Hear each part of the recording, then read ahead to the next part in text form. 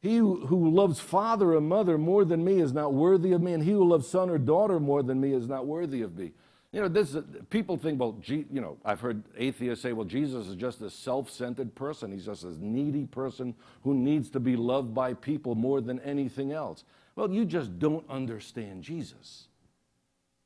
You don't understand what it means to follow him. I said to the church on Sunday when I talked about this verse, and you older folks will recognize this name. You know, you go into the Evelyn Woods speed reading mode at this point and just kind of like zip right over it. Remember who Evelyn Woods is? Yeah. You could tell the younger folks later who she was. Well, we don't want to dwell on this verse, but let me tell you this. Until you love Jesus more than anything else, you will never love your mother and father properly.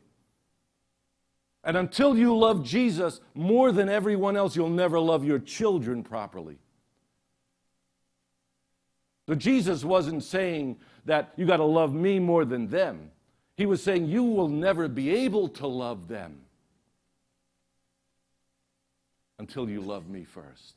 Because you were made to love God. That's your chief purpose in life, is to love God. First commandment, thou shalt love the Lord thy God with all thy heart. It's when we love him first that we're able to love really properly.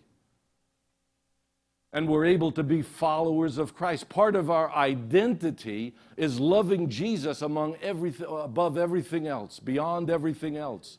And if we are to be a church that's going to love one another and give our lives for one another, if we're to lay our lives down for one another, we first have to know what it is to lay our lives down for him.